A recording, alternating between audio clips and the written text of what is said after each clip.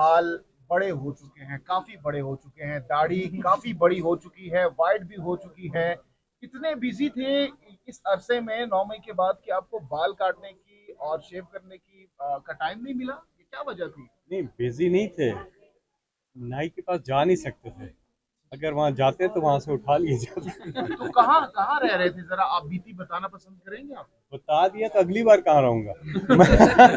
हम तो बता रहे हैं फैसल। और एक आदत सी थी और बड़ा दिल कर रहा था कि अब बस हो, पाकिस्तान की आन, पाकिस्तान की शान, इमरान खान स्पीच करने आ रहे हैं, तो ये बड़ा याद आती थी और बड़ा मुश्किल था क्योंकि इतने सालों में ये पहला टाइम था। क्या कहना चाहेंगे जो असेंबली बन चुकी है और आपकी वापसी हुई है, पीटीआई की वापसी हुई है? मुखालिफिन को क्या लड़काना है, ये तो अवाम ने किया इनके साथ, जो इन पर मुस्तरद किया। मेरा इंसानियत के ऊपर बात थी कि इंसानियत होनी चाहिए। इंसाफ और अदल का निज़ाम कायम करने का हुक्म अल्लाह ताला ने दिया है। अल्लाह ताला के इस हुक्म की हमें पूरी तरह से उस पर अमल दरामद करना चाहिए कि इंसाफ कायम करें। और इंसाफ का तकाजा ये है कि बेगुनाह लोग, जो लोग हैं, मजलूम जो लोग हैं, उन्हें रिहा किया जाए। अव्वलीन डिमांड ये है। इमरान खान, मिसेस इमरान खान, बाकी जो लोग हैं हमारे पॉलिटिकल कारकुनान, बाकी लोग सारे जो जेलों में कैद हैं, खवातीन, मजलूम बेगुनाह, उनको रिहा किया जाए। जब माशरे में इंसाफ होता है, यकीन कीजिए माशरा तरक्की करता है। ये आप स्टडी कर लें दुनिया में, जिन जिन मुल्कों में इंसाफ नहीं है वहाँ तरक्की नहीं है। जिन मुल्कों में इंसाफ है वहाँ पे तरक्की है। तो अल्टीमेट बुनियादी चीज़ तो ये है। अब आ जाए इलेक्शन पे। इलेक्शन किस लिए होता है कि अवाम को आप पूछते हैं कि वो किसको चाहते हैं कि उनकी हुकूमत हो। जब अवाम को आप ये पूछते हैं तो फिर अवाम जब बता देती है तो उस पर फिर अमल नहीं किया जाता, फिर 47 फॉर्म आ जाता है बीच में। तो फिर बेसिकली फिर ये सिस्टम जो है, या तो ये सिस्टम हो कि सियासी पार्टियां ना हो, कोई इलेक्शन ना हो, कोई और सिस्टम हो, ठीक है।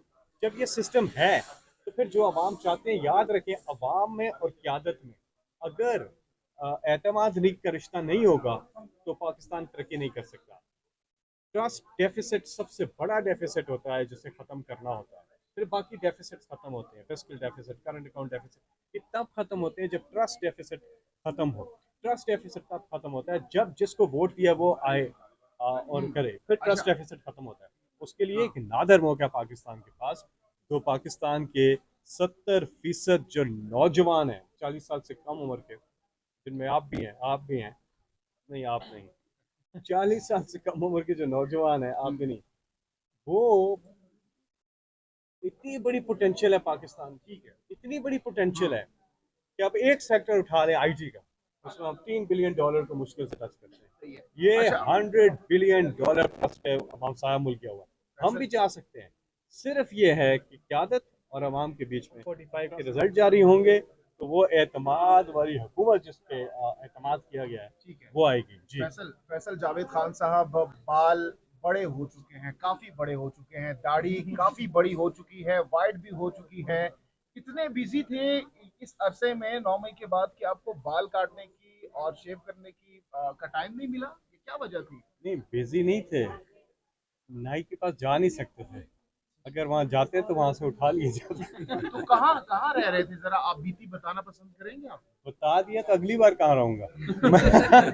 हम तो बता रहे हैं फैसल जावेद खान देखे, साहब, अब तो मैं बता रहे हैं, अपने सब बता रहे सूबे हैं, हालात काफी साजगार हो चुके हैं। मैं अपने सूबे में था और वहीं से फिर मैंने अपनी बेल भी हासिल की, और प्रोटेक्टिव बेल जिसे राहदारी बेल कहते हैं, ट्रांजिट बेल, वो हासिल की खैबर पख्तूनख्वा। और माशाल्लाह खैबर पख्तूनख्वा में हैट्रिक होगी आज इमरान खान की, सबको बहुत मुबारक हो।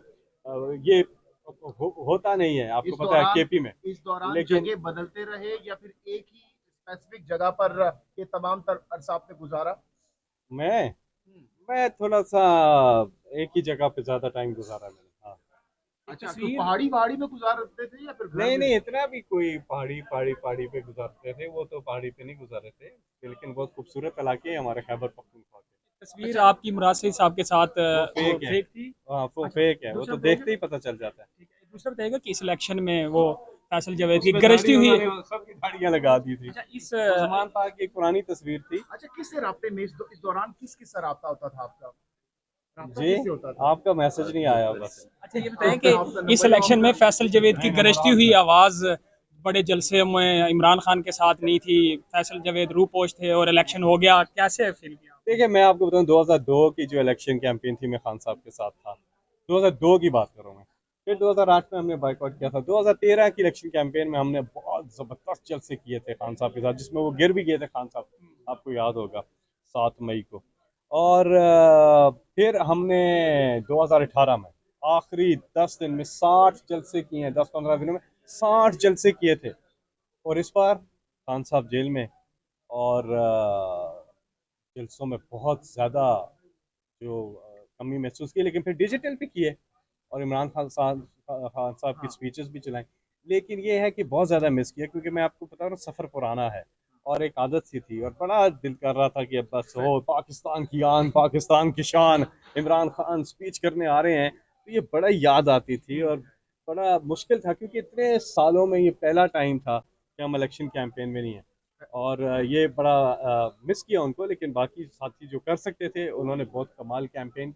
लेकिन सबसे बड़ी बात ये है कि इसमें इमरान खान साहब कह रहे थे ना, कहते रहे इलेक्शन हो, हमें कैंपेन की भी ज़रूरत नहीं है। वो सच साबित हुआ कि देखें, मैं आपको बताऊं, लीडर बंद, पूरी लीडरशिप बंद, कैंपेन बंद, कैंडिडेट्स बंद, बल्ला बंद, इंटरनेट बंद, मोबाइल फ़ोन बंद, लेकिन कौम का जज्बा बुलंद। फैसल जावेद ये खान कमाल साहब है। तमाम तर सीनियर क़यादत प्रेस खोसा साहब, पार्लियामेंट में भी लॉयर्स वाली ड्रेसिंग है, कैसे फील कर रहे हैं बतौर एमएनए?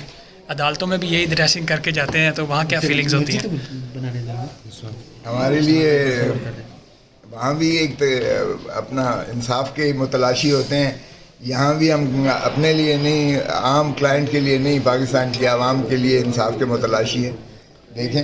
अच्छा सर, ये बताइए कि स्पीकर अयाज सादिक सिलेक्ट हो गए हैं, क्या उम्मीदें हैं उनसे? देखें, बुनियादी तौर पर उनको 191 मिले हैं और हमें 91 मिले हैं। हमारे 100 अगर वो इधर कर दें तो हम 191 से जीते हुए हैं। भार्गव, ये सितम ज़रीफ़ी है। और जो तकारीर हुई हैं पॉइंट ऑफ ऑर्डर पे, जो हमारे आमिर डोगर साहब ने की हैं या अचकज़ई साहब ने की हैं, आपने सुन ली।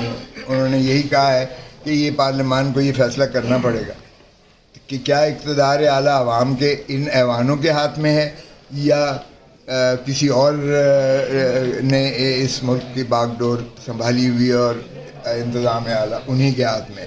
तो ये तयन करना पड़ेगा। अगर ये इस तरह से किसी और के हक़ में इक़्तिदार है और ये ऐवान सिर्फ जो है यहाँ तकरीर के लिए डिबेटिंग सोसाइटी है, तो फिर पाकिस्तान के अवाम के लिए फिर 500 अरब रुपया ख़र्च करने की क्या ज़रूरत थी? फिर तो नामजदगियाँ कर दिया करें। और अगर ये वाकई जमहूर का हक़ है, जमहूरियत का हक़ है, तो फिर जो है जमहूर की आवाज़ की ही ये मुतरज्जिम होने चाहिए और किसी और को मुदाखलत का हक़। सर, एक साइड से घड़ियाँ तो दूसरी साइड से जूते लहराए गए हैं, क्या कहेंगे? घड़ी तो मजाक करने वाली बात है, घड़ी किसी ने चोरी नहीं की है। ये जिन्होंने मैंडेट चोरी किया, आज तो अंधे को भी नज़र आ रहा है। ये बड़ी बात है। और जूते भी लहराए गए हैं सर आज। वो उनकी कम ज़र्फ़ी है जिन्होंने जूते लगाए हैं। उनसे पूछे, उनको माँ बाप ने तहजीब ही नहीं सिखाई है, उनको बुनियादी आदाब भी नहीं सिखाए हैं, तो उनको पूछे वो कैसे इन ऐवानों में आ गए।